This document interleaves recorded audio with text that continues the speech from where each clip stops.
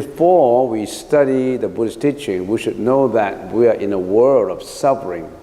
Sometimes we're happy, but we are also in the world of suffering. We have gone through all those kind of sufferings that we have realized, experienced in this world. Basically, practically in daily life, there are 8 kinds of suffering that we have mentioned. So now we start with the next line. Oh, Sariputra. What's the meaning of Sariputra? This is a sutra when the Buddha was lecturing, talking to a group of people.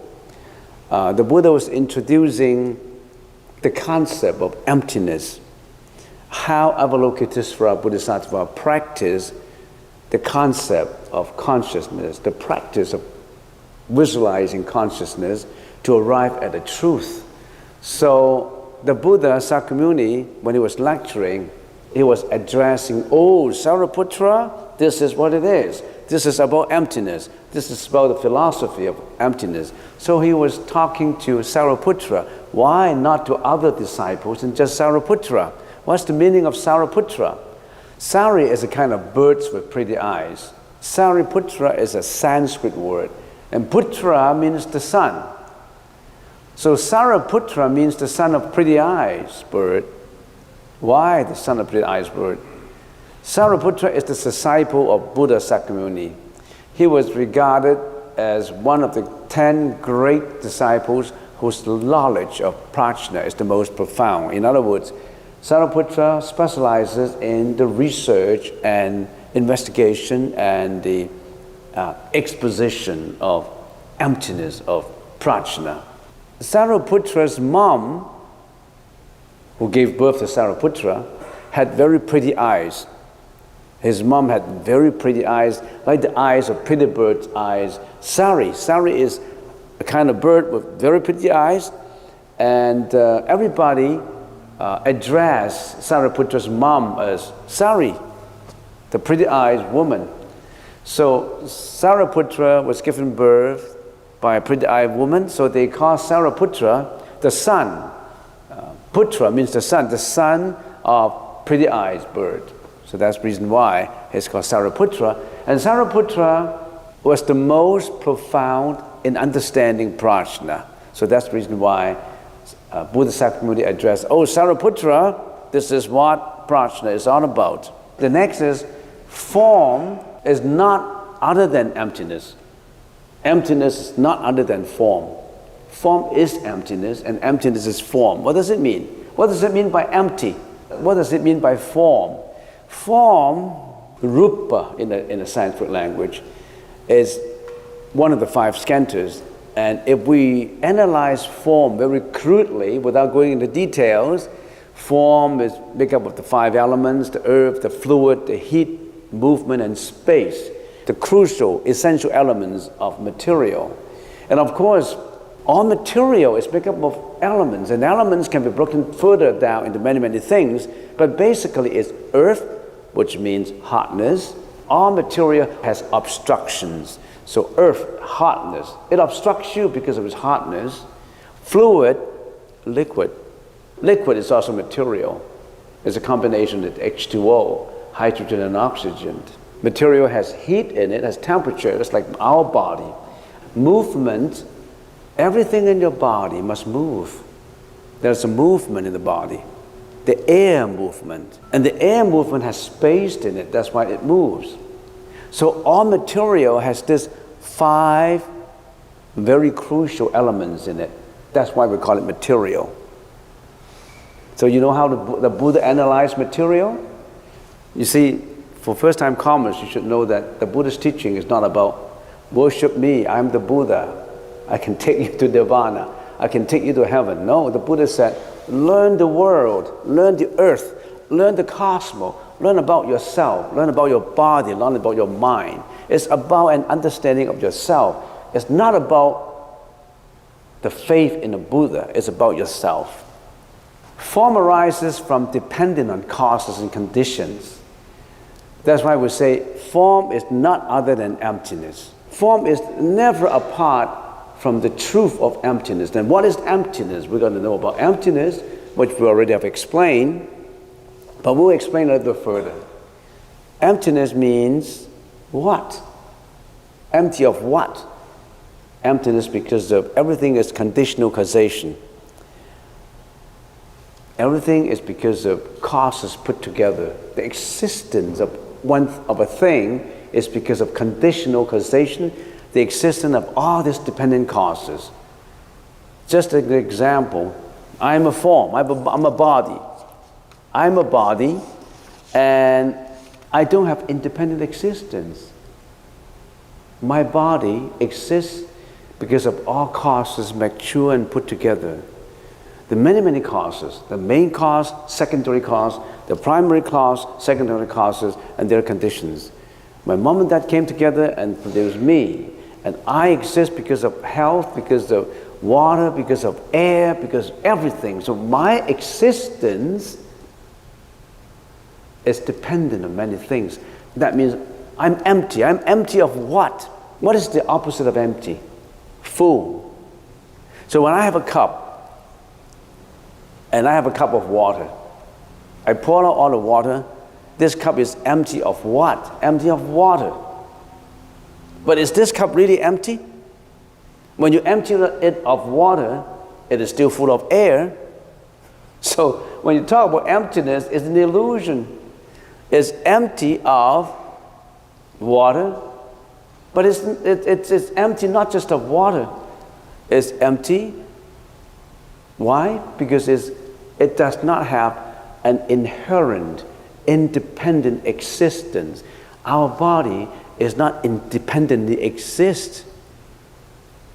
It's not independently created. It's based on many things. It's dependent arising. So this self, this ego that you've been saying, I, myself, I am me, I'm John, I'm Jack, I'm Mary, you don't have an independent existence. Because you're a dependent arising. You have no self. But our illusion is we have a self. This is myself. I got to protect myself. This is mine. This is yours. So this self actually is selfless. But you don't regard it. You want to protect it.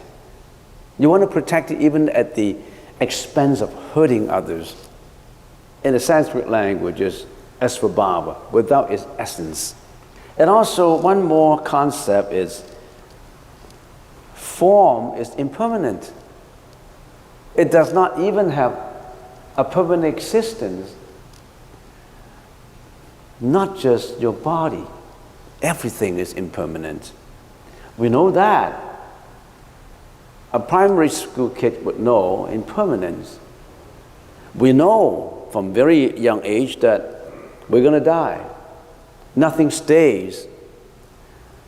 But inherently, because you think you have a self, you want everything to stay.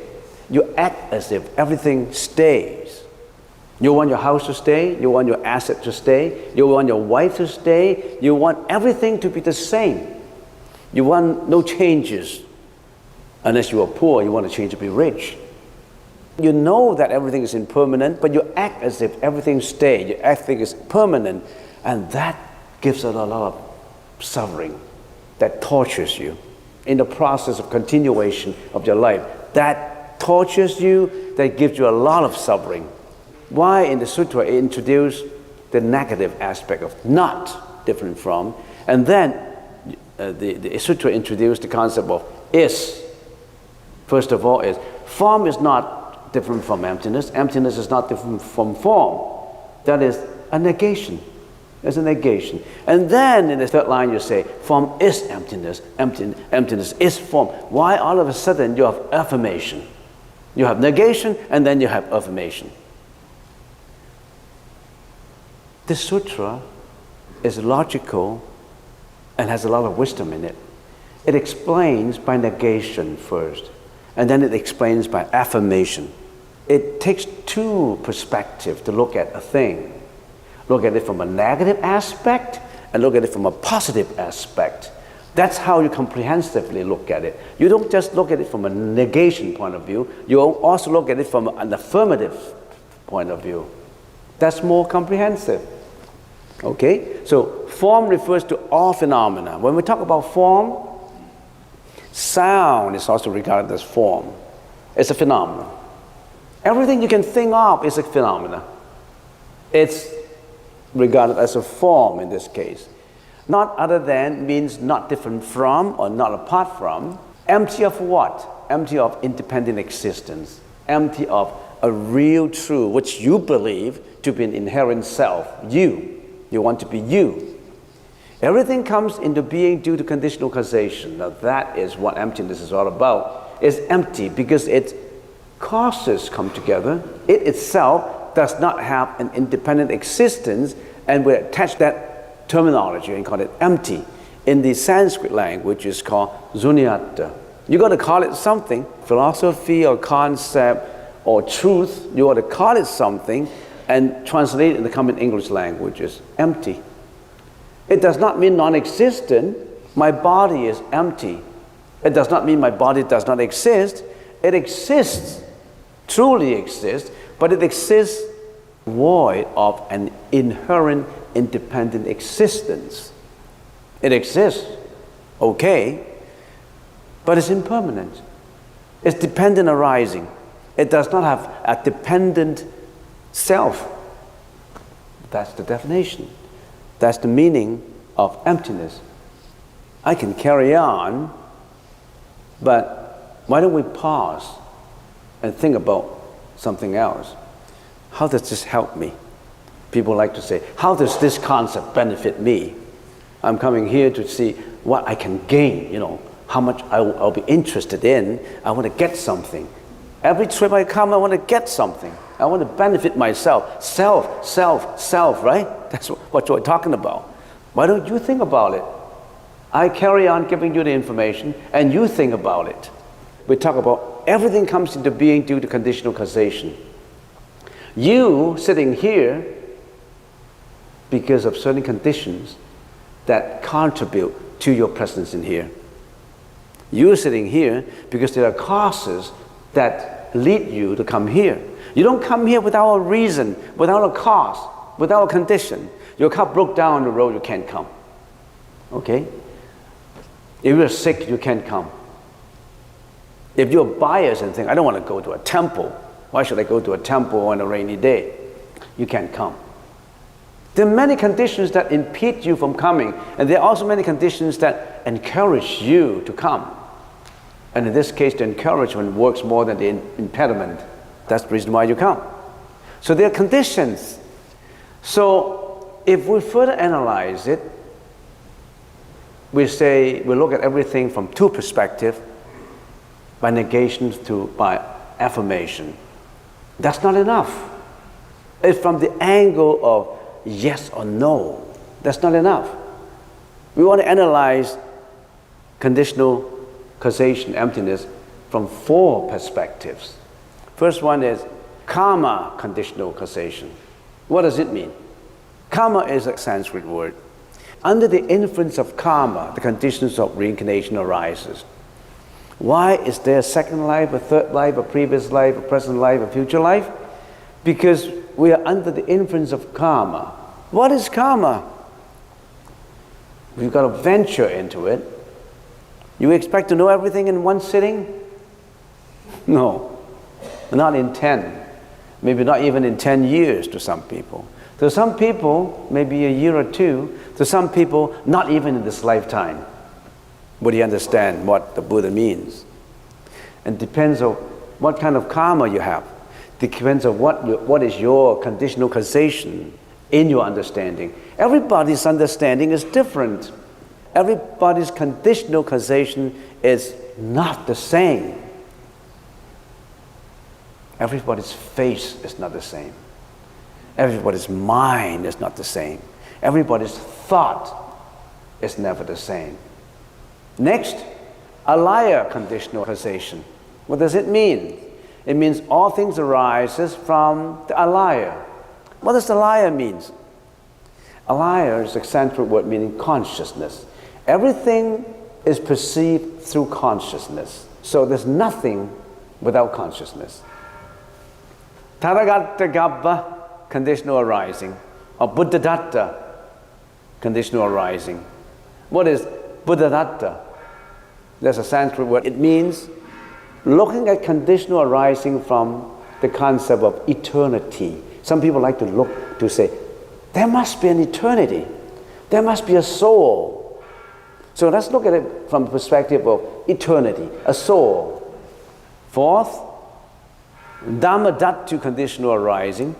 It means the Dhammadhatu is the conditional cause for all phenomena, everything being dependent on everything else, therefore one is in all is in one. Do you understand what it's talking about? All is in one. One is in all. All is not different from one. One is not different from all. So all is one, one is all. When you look at that, you're looking at conditional arising from the concept, from the perspective of Dhammadhatu. So remember these four perspectives of looking at emptiness, of looking at conditional causation. Let's just talk about Dhammadhatu arising, conditional arising. Dhamma means all things. A human being is a Dhamma, a tree is a Dhamma, a cloud is a Dhamma, sunshine is Dhamma, rain is Dhamma. Everything that can be conceived of is Dhamma. You've got to define your terms. Everything that your mind can think of, we call it a Dhamma. That's how we make the argument. That's how we carry on the elaboration of our thinking.